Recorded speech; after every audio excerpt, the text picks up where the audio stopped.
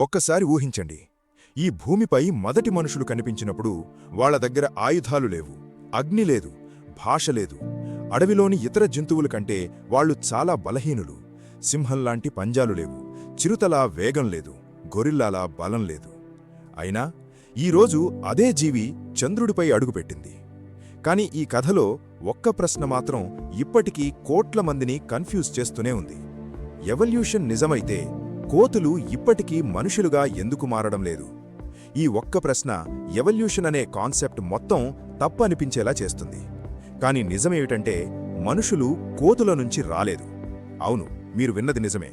మనుషులు మరియు ఈరోజు ఉన్న కోతులు ఇద్దరూ ఒకే పూర్వీకుడి నుంచి విడిపోయిన రెండు వేర్వేరు బ్రాంచులు మాత్రమే. దాన్ని అర్థం చేసుకోవాలంటే మనం లక్షల సంవత్సరాల వెనక్కి వెళ్ళాలి. దట్టమైన అడవులతో నిండిపోయిన ఒక పురాతన ప్రపంచం. అక్కడ చెట్ల మధ్య చిన్న చిన్న ప్రైమేట్స్ జీవించేవి. అవి ఈరోజున్న కోతులు కాదు, మనుషులు కూడా కాదు.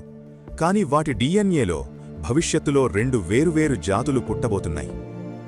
కాలం గడిచింది. భూమి వాతావరణం మారింది. అడవులు తగ్గాయి. కొన్ని జీవులు చెట్లపై ఉండిపోయాయి, మరికొన్ని నేలపైకి దిగాయి. అక్కడే ఎవల్యూషన్ దారి మారింది. చెట్లపై ఉండిపోయిన జీవులు ఈరోజు మనం చూస్తున్న కోతుల దిశగా అభివృద్ధి చెందాయి. కాని నేలపైకి దిగిన జీవులు ఒక కొత్త సమస్యను ఎదుర్కొన్నాయి: బతకాలి. వాళ్లు నెమ్మదిగా రెండు కాళ్లపై నడవడం ప్రారంభించారు. చేతులు ఖాళీ అయ్యాయి. ఆ చేతులతో రాళ్లు పట్టారు. తర్వాత ఆయుధాలు తయారు చేశారు. ఇదే మనుషుల కథ మొదలైన క్షణం. కాని ఇక్కడే ఒక పెద్ద మిస్టరీ ఉంది. ఎందుకు ఒక్క జాతి మాత్రమే మనుషులుగా మారింది? ఎందుకు ప్రతి కోతి ఇదే మార్గాన్ని ఫాలో అవ్వలేదు? దానికి సమాధానం ఎవల్యూషన్ ఎలా పనిచేస్తుందో అర్థం చేసుకున్నప్పుడు తెలుస్తుంది. ఎవల్యూషన్ అనేది ఒక లక్ష్యం కాదు. అది ఎవర్నీ మనుషులుగా మార్చడానికి ప్రయత్నించదు. ప్రతి జీవి తన పరిసరాలకు తగ్గట్టుగా మారుతుంది, అంతే.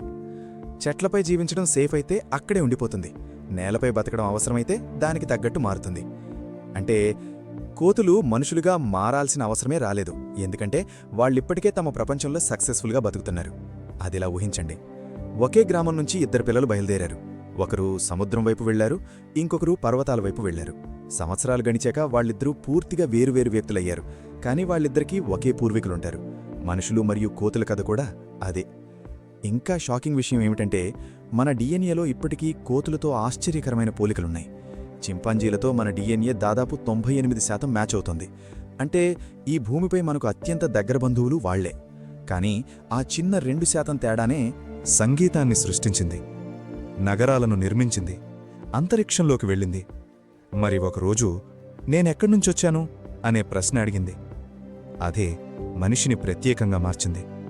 కాని ఈ కథలో అసలైన అందమైన విషయం ఇంకొకటి. ఎవల్యూషన్ పూర్తి కాలేదు, ఇప్పటికీ కొనసాగుతూనే ఉంది. మన శరీరాలు, మన జీవన శైలి, మన మెదళ్ళు నెమ్మదిగా మారుతూనే ఉన్నాయి. వేల సంవత్సరాల తర్వాత భవిష్యత్తులో మనుషులు ఎలా ఉంటారో ఎవరూ ఖచ్చితంగా చెప్పలేరు. అంటే ఈరోజు మనం మోడర్న్ హ్యూమన్స్ అని పిలుచుకునేది కూడా ఒక మధ్యదశే మాత్రమే కావచ్చు.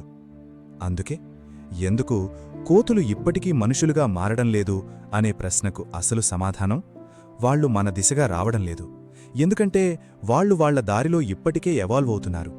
మరి మనం, మనిషి అనే జీవి ఇంకా తన ప్రయాణం పూర్తి చెయ్యలేదు.